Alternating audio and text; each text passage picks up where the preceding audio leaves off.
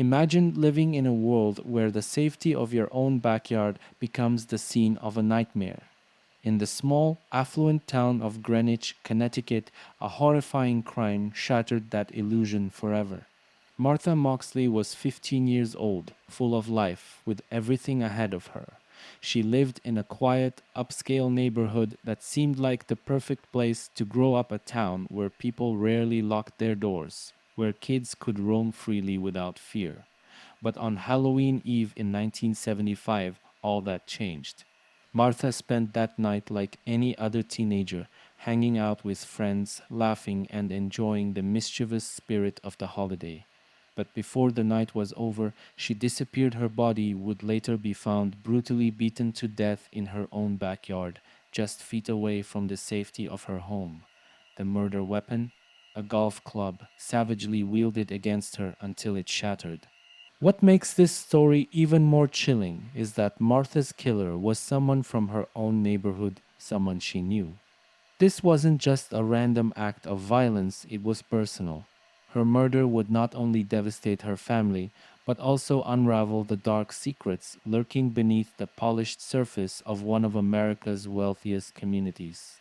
Today, we're going to delve deep into this case, a story that stretches across decades of mystery, power, and corruption. It's not just about the murder of an innocent girl, it's about the privilege that stood in the way of justice and the questions that still haunt the people of Greenwich nearly 50 years later. This is the story of Martha Moxley, a Halloween night that turned into a nightmare, and the secrets hidden in plain sight. October 30th, 1975, a crisp autumn evening in Greenwich, Connecticut. The air was filled with the excitement of Halloween mischief, and for 15-year-old Martha Moxley, it was supposed to be a fun night with friends. Little did anyone know it would be the last time she was seen alive. Martha had plans to join her friends for an evening of mischief night activities, a local tradition where teenagers played harmless pranks in the neighborhood. That night, Martha made her way to the Skakel family home, just across the street from her own house. The Skakels were well known in the area, not just because of their wealth, but because of their connection to the Kennedy family, powerful and untouchable. Inside the Skakel home, Martha joined a group of friends, including two of the Skakel brothers, Michael and Thomas. They hung out, flirted, and enjoyed the usual teenage energy of the night. There were whispers of teenage crushes, and it was no secret that Thomas, who was 17 at the time, had a particular interest in Martha. She was popular, outgoing, and had an effortless charm that drew people in. As the evening went on, the group decided to play around the neighborhood, moving from house to house, indulging in the light-hearted chaos of the night. But the atmosphere began to shift. What started as an innocent night of pranks slowly grew darker, both figuratively and literally, as the group eventually split up. Witnesses would later say they saw Martha with Thomas near the Skakel house just before she disappeared. At some point during the night, Martha never returned home. No one could have imagined the horrific events that followed after she parted ways with her friends. While her mother waited for her return, thinking she'd stayed out too late with friends, Martha was already facing her fate, brutally beaten and left to die. The eerie part: in a neighborhood where everyone knew each other, where friends gathered and laughed just hours earlier, no one saw or heard a thing. The peaceful, secure aura of Greenwich masked the terror that had unfolded that night, a night when childhood innocence turned into a nightmare. The morning of October 31st, 1975 began like any other in Greenwich, calm, quiet, and seemingly undisturbed. But for the Moxley family, that Halloween morning would soon become the darkest day of their lives. Dorothy Moxley, Martha's mother, had grown worried overnight when her daughter didn't come home. At first, she thought maybe Martha had stayed over at a friend's house, a common thing for a teenager. But by morning, that uneasy feeling in her stomach had turned into full-blown dread. Martha wasn't one to disappear without a word. The Moxleys started making phone calls, checking with neighbors, and retracing her steps from the night before.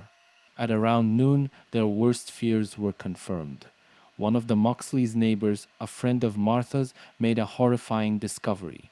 Lying beneath a tree in the backyard, only a few feet from the family's home, was Martha's body.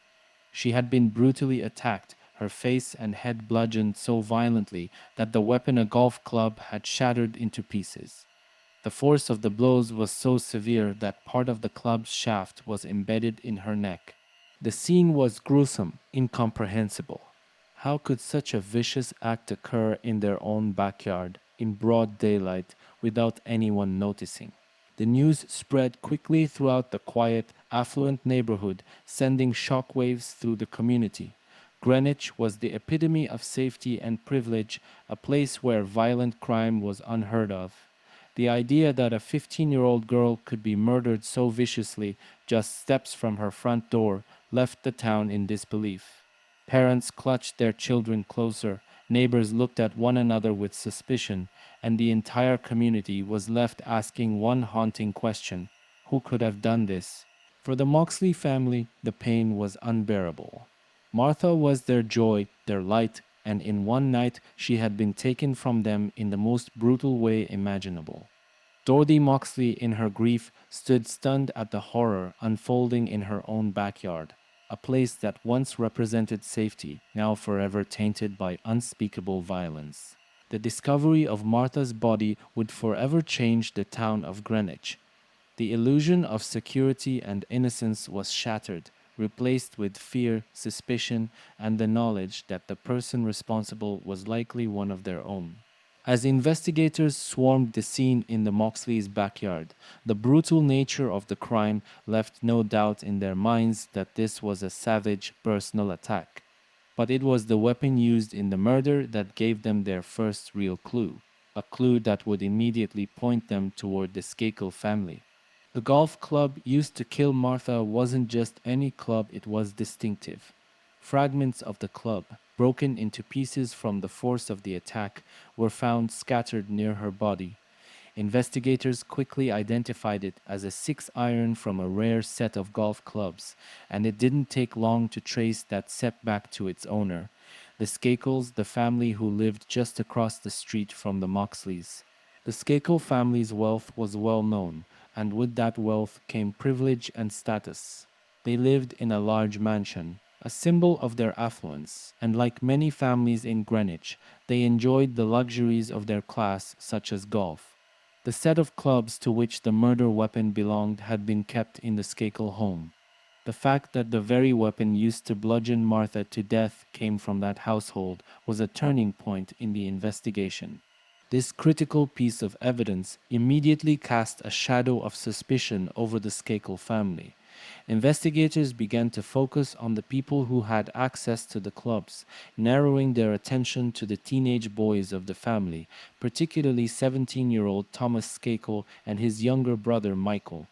Both boys had been with Martha on the night of her murder, making their potential involvement even more troubling. For the police, the broken golf club was more than just a weapon. It was a direct link to the Skakels, a family whose power and influence made the case far more complicated than a typical investigation. It also raised a troubling question. Was this evidence enough to bring justice to Martha Moxley, or would the Skakels' wealth and connections make it impossible for the truth to come out? This was the first time the investigation took a serious turn toward the Skakels, but the grip of privilege in Greenwich would soon show how difficult it could be to hold powerful people accountable. Even with the golf club as a key piece of evidence, the road to justice for Martha would be anything but straightforward. At the heart of the investigation into Martha Moxley's murder was a family that not only held great wealth, but also wielded significant influence, the Skakels. Their name was already well known in Greenwich, not just because they lived in a mansion at the edge of Belle Haven, one of the most exclusive neighborhoods in town, but also because they were directly tied to one of the most powerful dynasties in America, the Kennedy family. The Skakel family's wealth came from a successful business empire built by Rushton Skakel's father, George Skakel, who had founded Great Lakes Carbon Corporation, a massive fortune in the energy sector. With that wealth came privilege, and it allowed the Skakels to live a life of luxury, far removed from the concerns of ordinary people. But what set them apart even more was the family's connection to the Kennedys. Rushton Skakel's wife, Anne, was the sister of Ethel Kennedy, the widow of Robert F. Kennedy, making the Skakels relatives of one of the most famous and politically powerful families in American history. This connection to the Kennedys added a complicated layer to the investigation. The Kennedys were icons of American politics and influence, their names synonymous with power, wealth, and tragedy. The Skakels, by association, enjoyed a certain level of insulation from the kind of scrutiny that might have befallen an ordinary family. In a town like Greenwich, where social standing and connections mattered, the Skakel name carried weight, and with it, the possibility that justice for Martha Moxley might face serious obstacles. From the very beginning, the Skakel family's status played a role in shaping the investigation. Though suspicion began to swirl around the Skakel boys, 17-year-old Thomas and his younger brother, 15-year-old Michael, there was a sense that their wealth and connections could shield them. It wasn't just about money, it was about who they knew and the power those connections could wield behind closed doors. Investigators had to tread carefully. The Skakels had the resources to hire the best legal representation, and their connection to the Kennedys brought an added layer of public scrutiny. There were whispers that the family's influence could sway the course of the investigation, that certain truths might be buried, and that the wheels of justice might turn more slowly for the Skakels than for anyone else.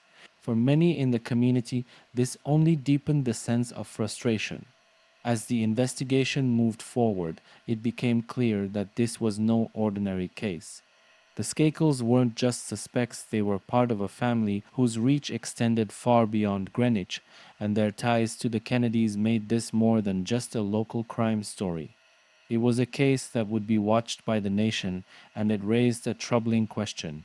Would the Skakels' influence be enough to prevent justice for Martha Moxley? As the investigation continued, it was impossible to ignore the looming presence of the Kennedy name. For the investigators, the Skakel family's wealth and power were not just obstacles, they were mountains standing between them and the truth. And for Martha's family, it felt as if their search for justice was being weighed down by the privilege of those living just across the street. In the immediate aftermath of Martha Moxley's murder, the police were faced with the unenviable task of solving a brutal crime that had rocked the quiet, affluent community of Greenwich. The initial investigation was intense, but from the start it was also fraught with challenges. This wasn't the kind of crime the local police were used to handling. Violent murders were almost unheard of in Belle Haven, a neighborhood where wealth and privilege seemed to protect against such horrors. The crime scene itself offered few answers. While Martha's body and the broken golf club provided obvious evidence of the brutality of the attack, there was little else for investigators to go on. There were no signs of forced entry, no clear witnesses, and at least initially, no direct suspects. The fact that the murder had taken place in the Moxleys' own backyard, so close to home, only deepened the mystery. How could no one have seen or heard anything?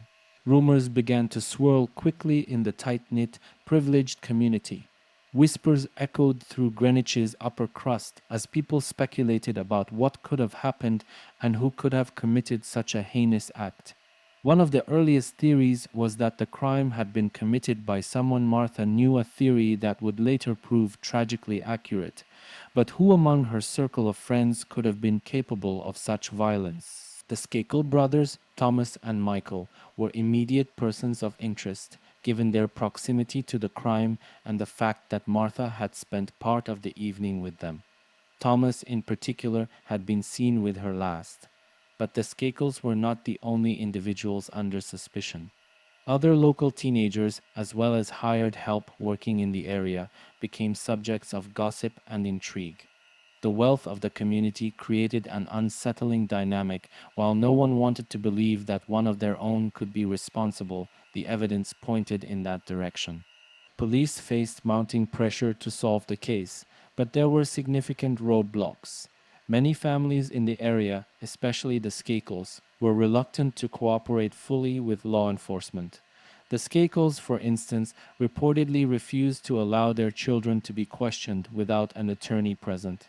Investigators also encountered difficulty in interviewing key witnesses, many of whom were teenagers with fuzzy memories or conflicting stories.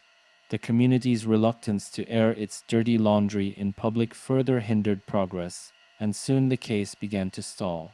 Various theories emerged.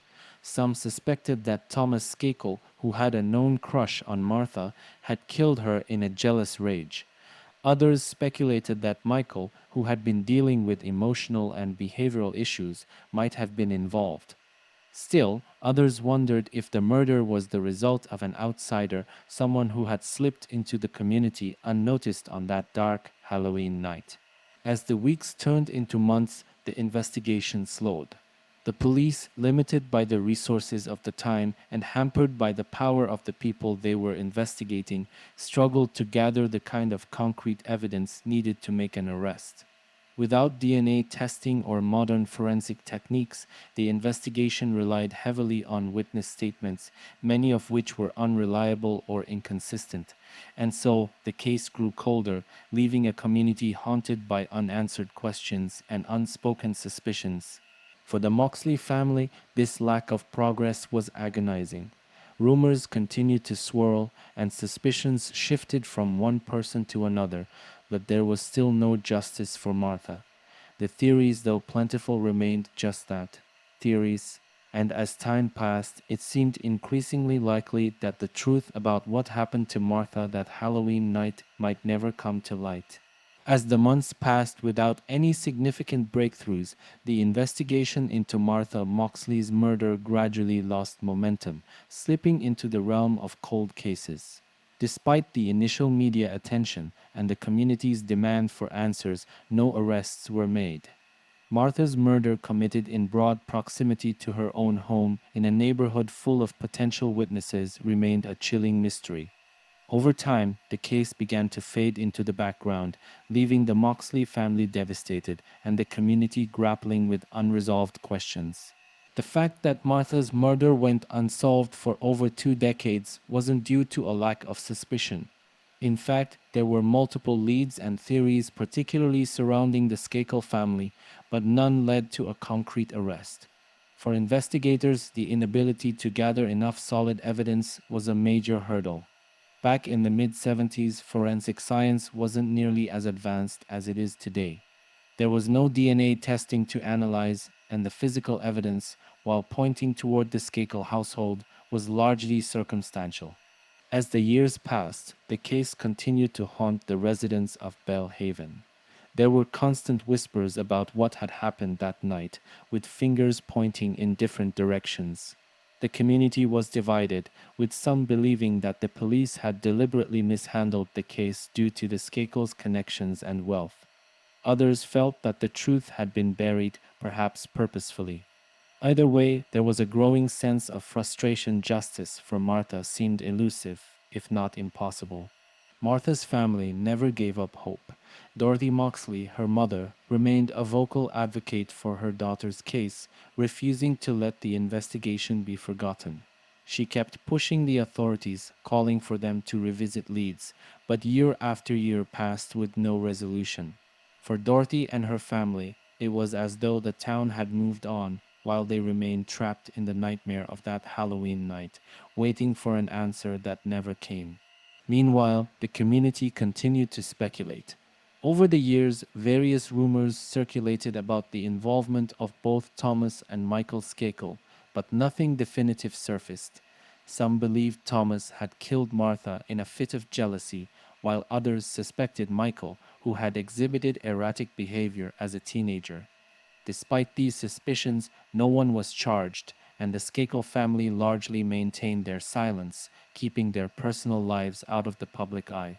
As the case grew colder, frustration deepened not just for the Moxley family, but for the town itself. The murder had cast a dark shadow over Greenwich, tarnishing its image as an idyllic, safe haven for the wealthy and powerful. Many locals still couldn't comprehend how a crime so brutal, committed within their own community, could go unpunished for so long. The question that lingered in everyone's minds: how could the killer still be walking free? By the mid 90s, 2 full decades had passed since Martha's murder, and the case seemed to have no resolution in sight. With no new evidence, no advances in the investigation, and no arrests made, it felt as though Martha's case might remain one of those tragic, unsolved crimes, a cold case left to gather dust. But beneath the surface, some continued to push for answers, and as the 20th anniversary of Martha's death approached, whispers of new investigations began to circulate. For the Moxleys, those 20 years were filled with anguish. Every day was a reminder that justice had not been served. But what no one knew at the time was that the case, thought to be frozen in time, was about to take a dramatic turn, reigniting the decades old mystery and forcing the town to confront the dark truth that had been hidden for so long. After more than 2 decades of silence, the case of Martha Moxley's brutal murder was far from forgotten, but it seemed destined to remain unsolved. However, in the late 1990s, renewed interest emerged, fueled by a combination of media attention and the dogged efforts of private investigators. This resurgence would pull Martha's case back into the spotlight and push the investigation forward in a way that no one could have predicted. The late 1990s saw a growing fascination with unsolved crimes, with true crime documentaries and investigative shows becoming popular with the public. In 1996, the television show Unsolved Mysteries aired an episode about Martha Moxley's murder, rekindling public interest in the case.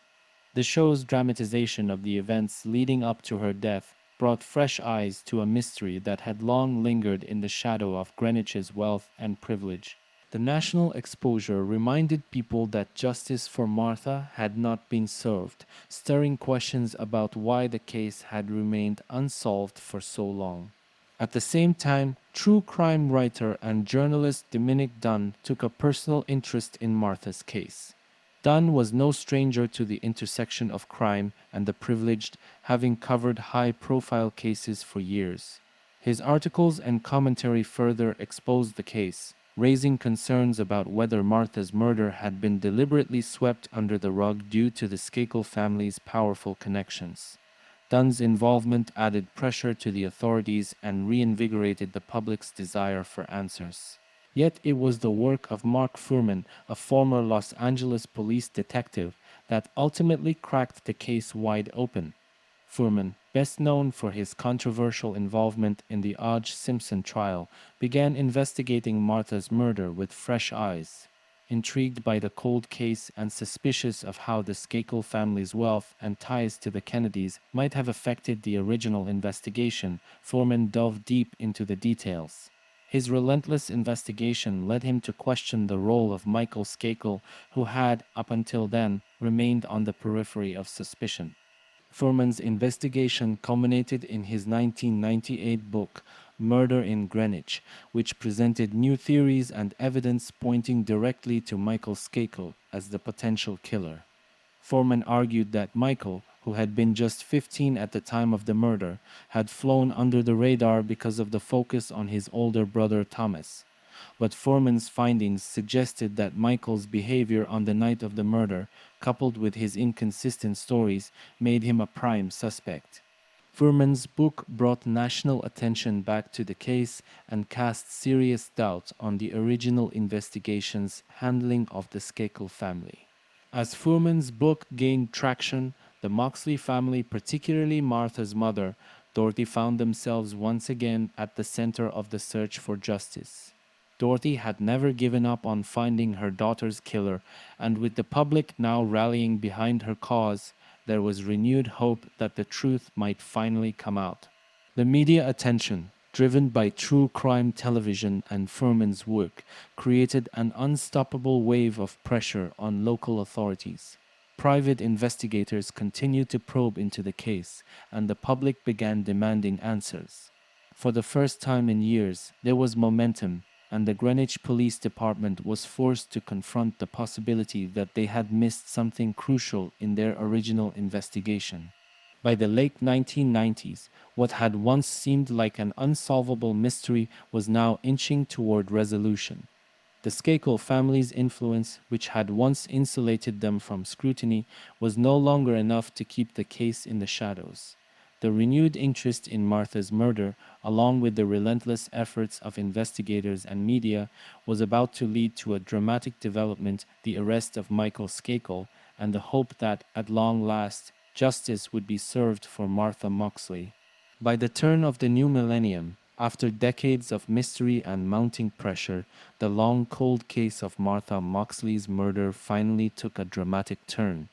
In the year 2000, Michael Skakel, who had been just 15 years old at the time of Martha's death, was arrested for her murder.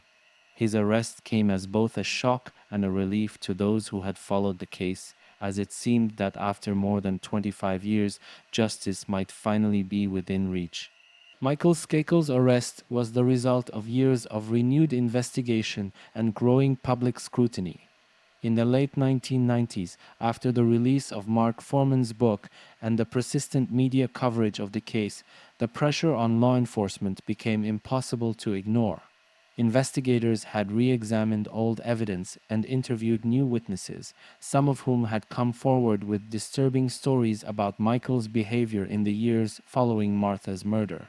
The breakthrough came when two former classmates of Michael's from a private reform school, Elon School, claimed that Michael had confessed to the murder while they were students together in the late 1970s. According to these witnesses, Michael had spoken about killing Martha in a drunken rage, allegedly saying, "I'm going to get away with murder. I'm a Kennedy." This shocking revelation provided investigators with the testimony they needed to move forward with an arrest, though it was not without its complications. The statements were decades old, and some questioned the credibility of the witnesses. Still, it was enough to bring Michael into the legal crosshairs. Michael Skakel, who by the year 2000 was a middle-aged man, was arrested and charged with the murder of Martha Moxley. For the Moxley family, it was a long-awaited moment. Dorothy Moxley had fought tirelessly for years to keep her daughter's case alive, and Michael's arrest felt like the first real step toward justice. The community, which had been divided for so long over who could be responsible for the crime, watched with bated breath as the wealthy, well-connected Skakel was finally brought to trial. The strength of the evidence against Michael was largely circumstantial. There was no physical evidence directly tying him to the crime scene. No DNA, no fingerprints, no blood evidence. But the testimony of those who claimed he had confessed, combined with his inconsistent stories about his whereabouts on the night of the murder, painted a picture of guilt. During initial interviews after the murder, Michael had claimed he was at a cousin's house during the time of the killing, only later changing his story to say that he had climbed a tree outside Martha's house that night to masturbate, watching her through the window. This shift in his account only deepened suspicions about his involvement. What made Michael's arrest even more significant was the weight of his family name. The Skakel's connection to the Kennedy family had always loomed over the case, and many believed that Michael's wealth and privilege had protected him for years. His arrest sent a powerful message. Even the most powerful families could not escape the long arm of justice forever.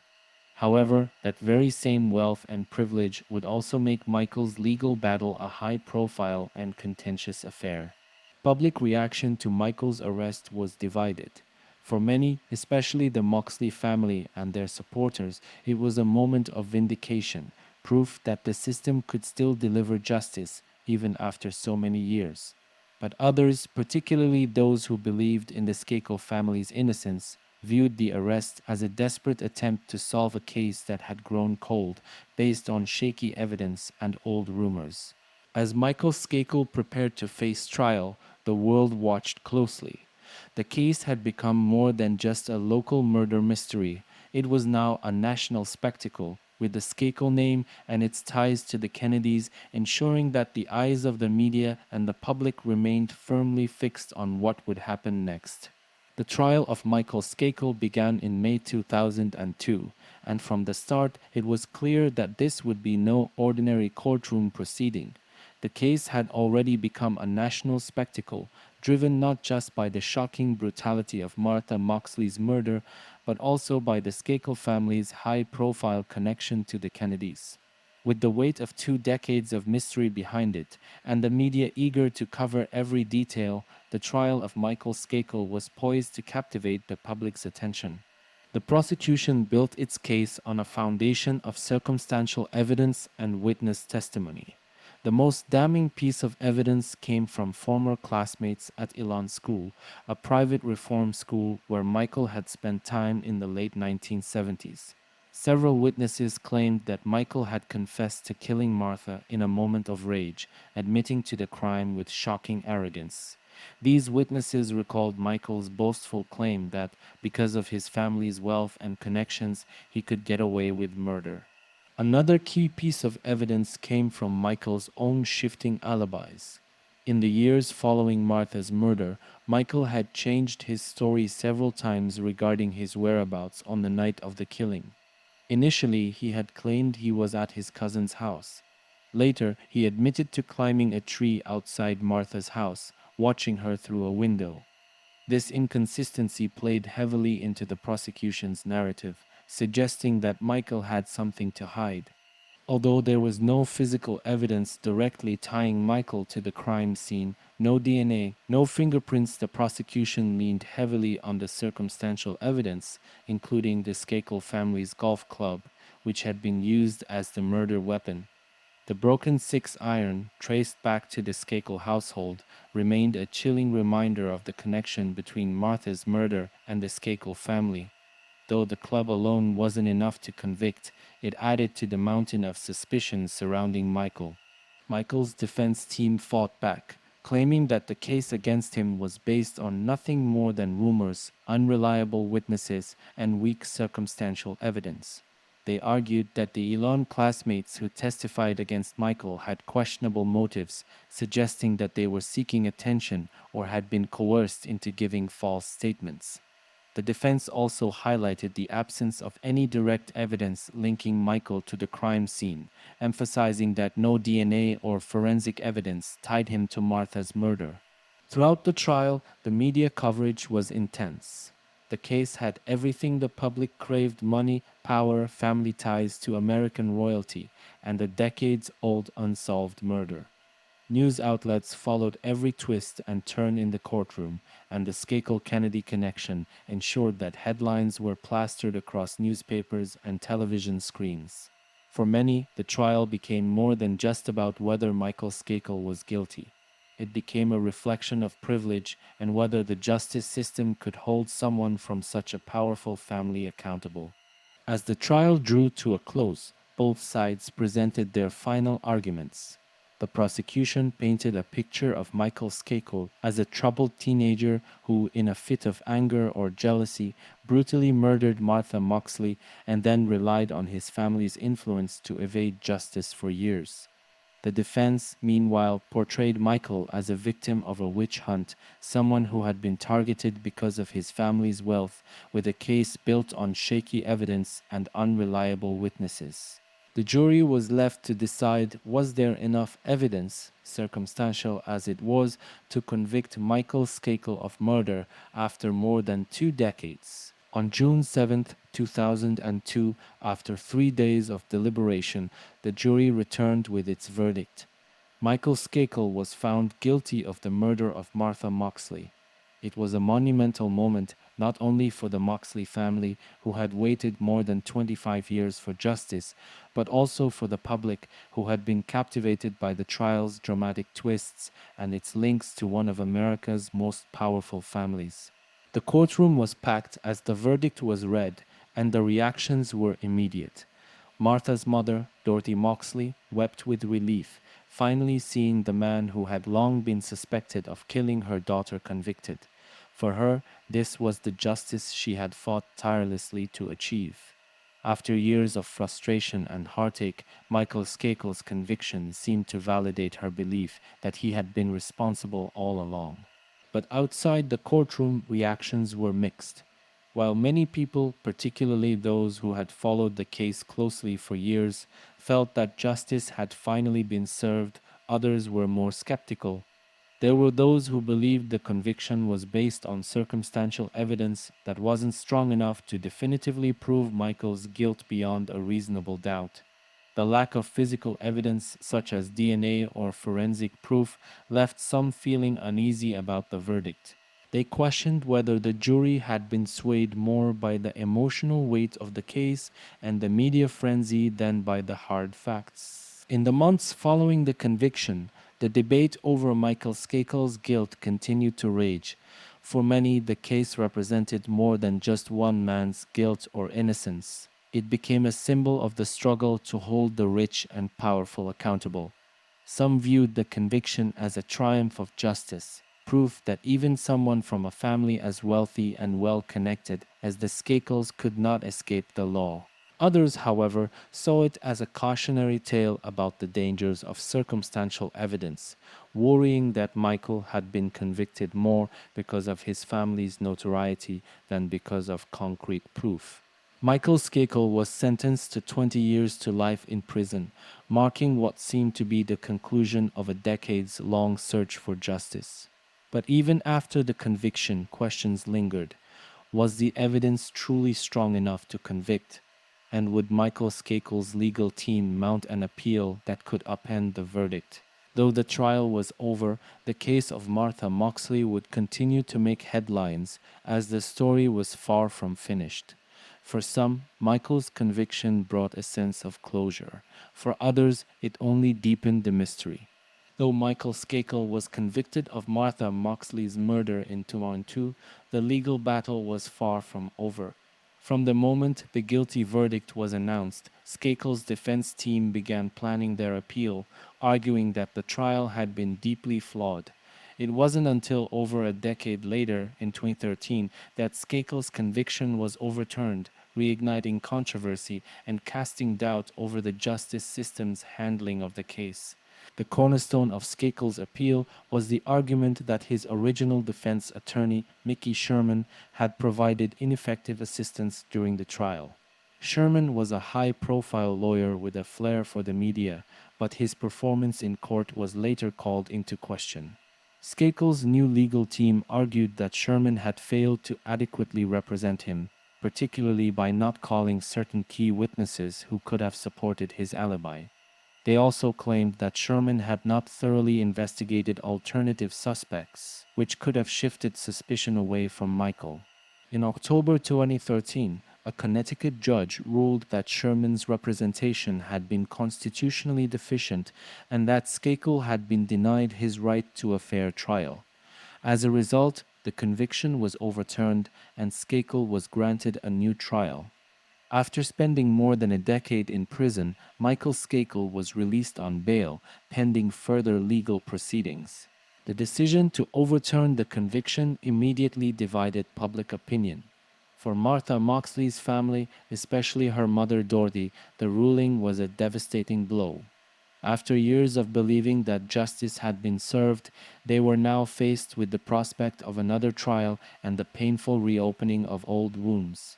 Dorothy, who had been a tireless advocate for her daughter, expressed disbelief and frustration, vowing to continue the fight for justice. On the other side, Skakel's supporters celebrated the ruling as a victory, believing that Michael had been wrongfully convicted. For them, the appeal confirmed long-held suspicions that the original trial had been tainted by bias and flawed legal representation. They argued that the conviction had been based more on circumstantial evidence and the pressure of public opinion than on concrete proof of Michael's guilt. The overturned conviction left the case in a state of legal limbo. Prosecutors vowed to appeal the ruling and reinstate the conviction, while Skakel's legal team prepared for the possibility of a new trial. The public was left grappling with deepening uncertainty. Had justice truly been served with the original conviction, or was Michael Skakel a victim of a flawed legal process? Ultimately, in 2018, the Connecticut Supreme Court reinstated Skakel's conviction, only to reverse that decision a year later, leaving the case unresolved. By this time, the legal wrangling had worn on for nearly 5 decades, with no clear resolution in sight. The battle over Michael Skakel's guilt and the fairness of his trial left the community and the nation divided, with no definitive answers. From the very beginning, the Skakel family's connection to the powerful Kennedy dynasty played a pivotal role in shaping public perception of the case. The Skakels, with their wealth and influence, were not just any family, they were part of America's most famous political dynasty. Michael Skakel's aunt, Ethel Kennedy, was the widow of Robert F. Kennedy, a fact that hung over the case like a shadow from the moment Martha Moxley's body was discovered. For many, this connection to the Kennedys added layers of suspicion. Critics of the investigation believed that the Skakel family had used their wealth and connections to shield Michael from justice for years. The case had lingered for over 2 decades without an arrest, and some saw this as proof that the family's influence had allowed Michael to escape serious scrutiny. The fact that the murder weapon, a golf club, came from the Skakel household only deepened suspicions, as the family's reluctance to fully cooperate with investigators in the early stages of the case fed into theories of a cover-up. When Michael was finally arrested and convicted in 22, many believed that it was a long overdue reckoning.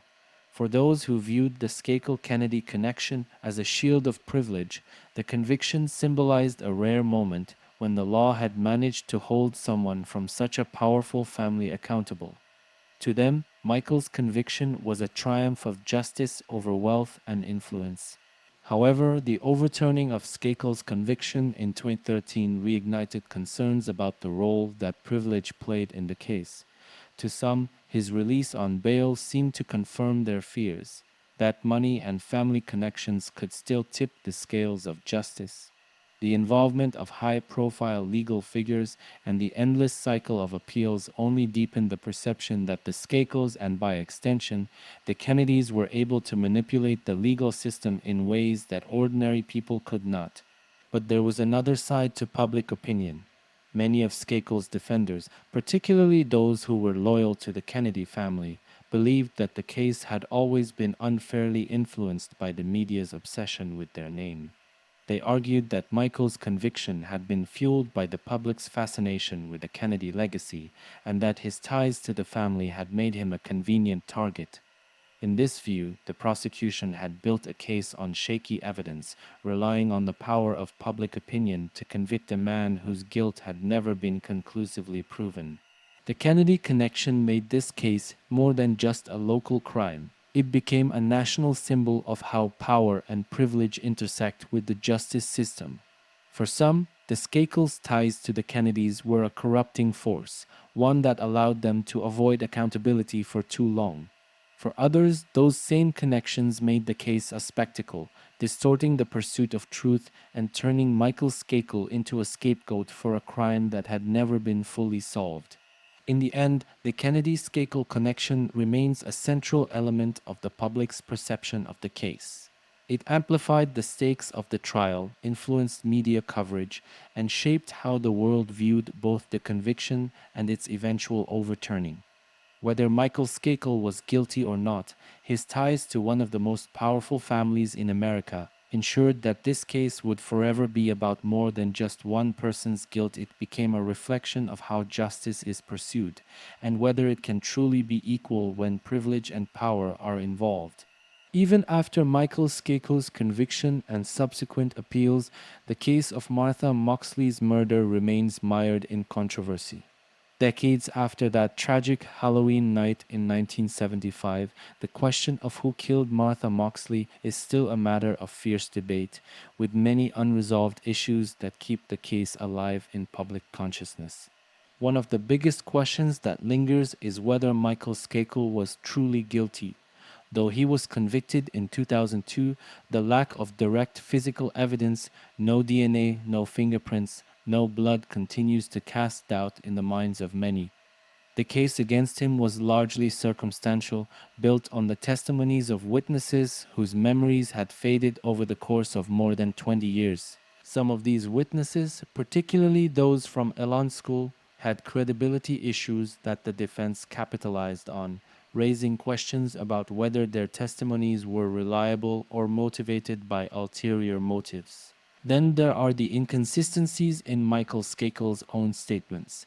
His evolving story, originally claiming he was at a cousin's house, then later admitting to being near the crime scene, but only to climb a tree, made him appear suspicious.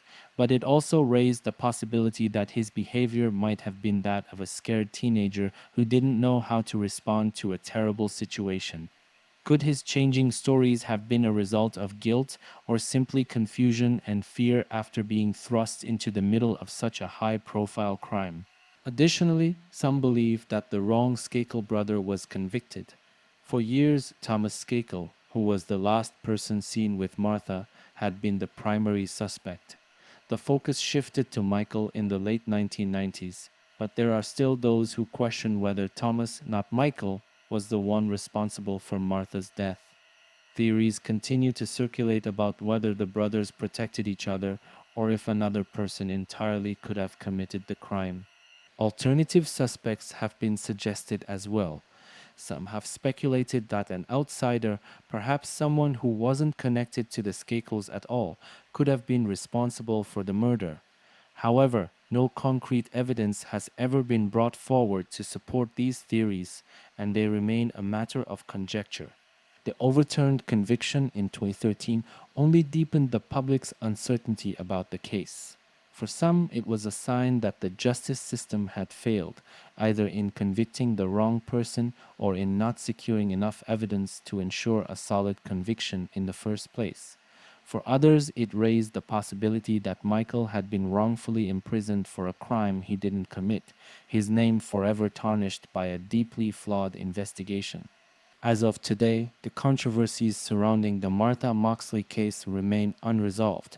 The lack of definitive answers has left both sides, those who believe Michael Skakel is guilty and those who believe he is innocent, locked in a seemingly endless debate. It is a case where the questions may never fully be answered, and that ambiguity continues to haunt not just the Moxley and Skakel families, but everyone who has followed the case over the decades. Martha Moxley's murder has left a lasting legacy, not only in her hometown of Greenwich, Connecticut, but across the country. For the Moxley family, the pain of losing Martha remains as sharp today as it was on that fateful night in 1975.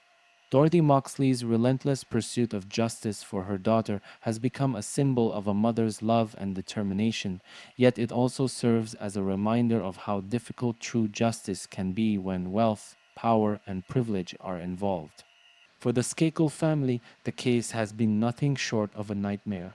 Decades of legal battles, public scrutiny, and the looming shadow of the Kennedy connection have left the family's name forever tied to one of the most notorious unsolved mysteries in American history.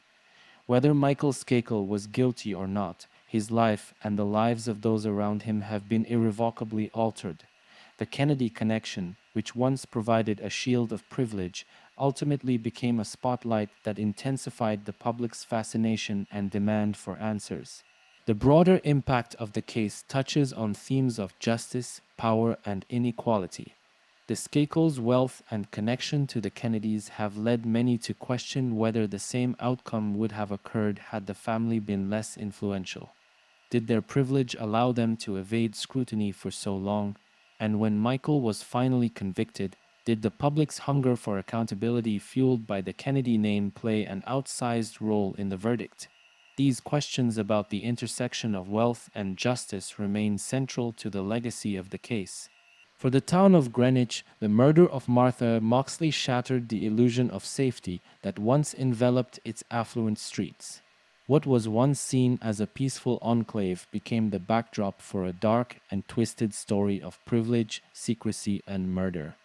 Even today, the town bears the scars of the crime that shook its foundations, a reminder that no place, no matter how wealthy or protected, is immune to tragedy.